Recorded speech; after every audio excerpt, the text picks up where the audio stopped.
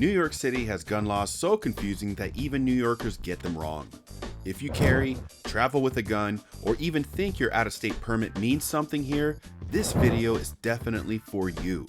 And near the middle, we're going to break down the one rule New Yorkers argue about constantly, and almost everyone gets it wrong. Let's start with the first wall you hit the moment a handgun enters New York City. Chapter 1: The License Wall. In most of America, the first question is, do I even need a license to carry this thing? In New York City, the answer is simple and brutal. If it's a firearm, you need a license issued through the NYPD License Division. No NYPD license or permit, no gun in the city, period. New York State shall issue after the Bruin decision, but the way it works on the ground in the city is still one of the most restrictive systems in the country. You're going through applications, references, background checks, and in-person interview, mandatory training, and a moral character review before you get that plastic card. And here's the first big thing people mess up. There is no open carry of handguns in New York at all. The Attorney General's own guidance spells it out.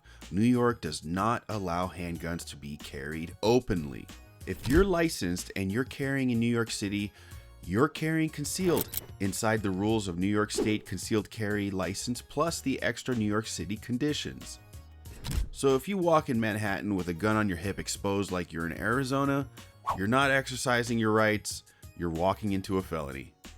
Now, what about the classic cop stop question? Do you have to tell an officer you're armed the moment they walk up to your car in New York City or not? Chapter 2: Stops, Cars, and Traveling Armed. Plenty of states have a duty to inform law, which is if you're armed and an officer stops you, you must immediately tell them you're carrying by statute. New York is different. New York's gun laws are insanely detailed about licensing, training, and sensitive places, but there is no statewide statute that says you have to blurt out, "I'm carrying," the moment you're pulled over. Official guidance focuses on having your license, passing background checks, and obeying carry restrictions, not on a formal duty to inform rule. And that's just when you're standing still. The next set of traps spring the second you put a gun in a car and start moving through the city. In New York City, if you've got a firearm in a vehicle, the rules are the gun has to be unloaded. It has to be locked or otherwise secured in a case. And it has to be out of sight, even when you're with the vehicle. That's on top of the federal safe passage rule for interstate transport and whatever New York State requires. Here's where a lot of people get burned. Out-of-state permits are not recognized. New York does not honor other states' carry licenses. New York City can issue a carry license to non-residents under limited conditions, but it's very limited to people who work in New York City. If you're not licensed under New York's system, walking around with a loaded handgun here is a fast way to meet the DA.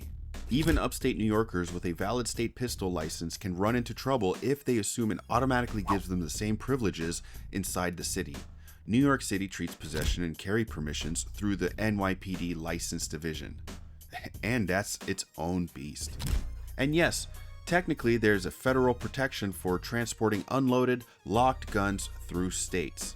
But once you stop, stay overnight, or wander off the through route, you're no longer living in theory. You're in New York law and New York City rules, not a federal force field. So even if you've done everything right, you're licensed, your gun is legal, and it's unloaded and locked when it's supposed to be, and you're not in a sensitive space, there's still one more everyday problem. You might be carrying too many rounds in your gun. Chapter 3: The Hardware Rules. Let's talk about what's in your hands and in your magazines. Magazine capacity first. New York State's official guidance is clear. You can buy, sell, and possess magazines that hold up to 10 rounds. Anything that holds more than 10 is a large capacity ammunition feeding device. And you're supposed to have either permanently modified it down to 10 or gotten it out of the state. So, for New York City carry, 10 round magazines or less are the safe lane. Your old 17 round Glock mag, that stays out of New York unless it's permanently blocked to 10. Now, ammo. Under the SAFE Act, New York built an entire system around ammo sales and background checks. You're not just buying a box of 9mm like it's a bag of chips. The state keeps heavy control over who can buy ammo and how it's sold, and New York City layers on top with its licensing system. New York City adds a trap almost nobody talks about. If you don't have a valid New York City handgun license for a specific caliber, you cannot legally possess handgun ammunition in that caliber. That's a misdemeanor.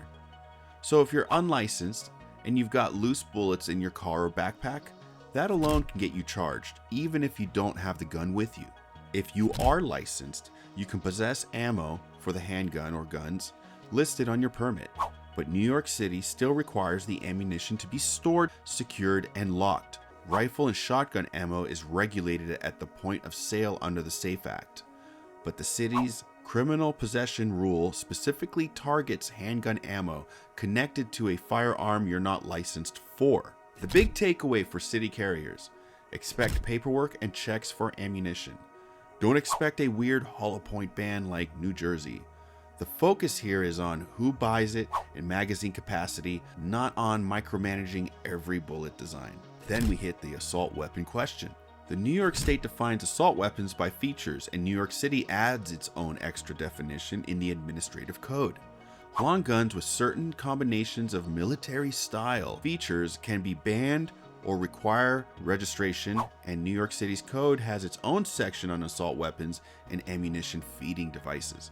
For most people in New York City, detachable magazine semi-automatic rifles are banned unless they were grandfathered and registered before 2006.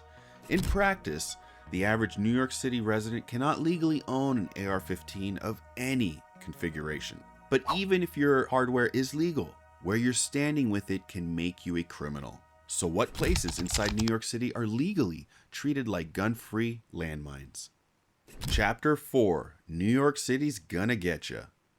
After the Supreme Court slapped down New York's old proper cause rule in Bruin, the state passed the Concealed Carry Improvement Act, the CCIA. That's where the idea of sensitive locations really exploded. These are places where, even with a license, you are not allowed to carry. The Attorney General and the official gun safety site spell out examples like schools, daycare centers, playgrounds, libraries, parks, zoos, government buildings and courthouses, public transportation, that's including the subway and other mass transit, houses of worship, hospitals and healthcare facilities, bars and many places where alcohol is consumed, large entertainment venues, stadiums, theaters, casinos, and courts have upheld bans on carrying in spots like Times Square and the subway. Now, do you think subways and places like Times Square should be off limits for licensed concealed carriers? Yes or no? And why? Drop it below. Now, what all this means in practice: you can have a valid concealed carry license, you can have a 10-round mag, you can be totally squared away on training, and still be committing a crime just by stepping into the wrong stretch of sidewalk, honestly stepping anywhere in New York City. That's why people say carrying in New York City feels less like self-defense and more like defusing a legal bomb every time you walk outside. And here's something most people don't realize. Even outside those sensitive places, you're not living under stand your ground rules. So if the worst happens and you actually have to draw or fire in New York City, what does the law expect you to do? Chapter 5: Fight, Flee, or Fall. New York doesn't use the phrase self-defense in the penal law. It calls it justification. That's Article 35. The basic idea is this: you can use physical force when you reasonably believe it's necessary to stop someone's unlawful force against you or another person. When we talk about deadly force, pulling the trigger, that standard gets even tighter. Here's the part that matters for New York City. New York is not a stand-your-ground state. Outside your home, the law builds in a duty to retreat if you know you can safely get away without using deadly force. They want you to run from the bad guys. So if you're on a sidewalk, in a park, or in a bodega, and there is a safe path to get out instead of firing, the law expects you to take it. Inside your home, though, it flips.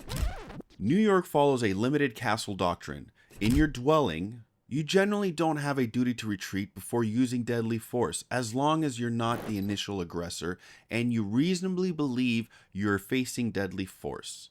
New York's own courts have recognized that principle for over a century and refined it in modern decisions. But New York City life is messy. What if you're in a hallway of your apartment building, on the stairs, in the lobby? New York case law treats dwelling narrowly, and courts fight over where that invisible line actually sits. It's not a free-for-all castle doctrine that covers every square foot of my building. It's a tight rule that prosecutors still love to test. And that's the part most people never think about. In New York City, even if you did everything right, even if the threat was real, even if the shooting was justified, your real fight starts after the gun goes back in the holster. Because once the cops and DA get involved, you're not dealing with one consistent system. You're dealing with 5 boroughs that all play by the same laws, but enforce them very differently. Some people swear Brooklyn is the strictest. Others will tell you Staten Island is practically another planet. And everyone's heard a story about the one borough that's safer for gun owners. So let's settle it. Chapter 6, New York City's Borough Myth. Let's finally tackle the rumor you hear in every comment section. Brooklyn is different from Queens. Staten Island is looser. The Bronx has its own gun rules. Well, here's the reality. New York's gun laws are built on state law plus citywide code and NYPD licensing rules. The state's CCIA rules, sensitive locations, and magazine limits apply across New York. New York City's own administrative code, things like how it defines assault weapons, and its requirement that all handguns and long guns in the city be licensed through the NYPD apply citywide. There isn't one set of gun laws for Brooklyn and a totally different one for Queens. You don't magically get a more forgiving carry system when you cross the bridge. What does change between boroughs is how aggressive the district attorney's office is. Manhattan, Brooklyn, and the Bronx often prosecute gun cases far more aggressively than Queens or Staten Island. Same law, very different outcomes. What can change from borough to borough are how fast a bureaucracy moves, how aggressively things get enforced, how different judges and DAs treat self-defense cases. But the rules on the books, they're coming from Albany, City Hall, and NYPD License Division, not some secret Bronx rulebook. Bottom line, the rules don't change when you cross the bridge, just the people enforcing them. Now, midway through this video, you might have thought, honestly, this sounds like more stress than it's worth. And that's the point. If you're trying to carry without looking like a walking gun ad, check out our concealed carry athletic shorts and sweatpants. We build Second Amendment clothing for real life subway, stairs, lounging around, getting groceries, and everything in between, not just range day. All linked below, or go to relaxfittactical.com to see our full lineup. Drop a like and share this with the one friend who still thinks their out-of-state permit probably works in New York. And as usual, don't be lame, subscribe.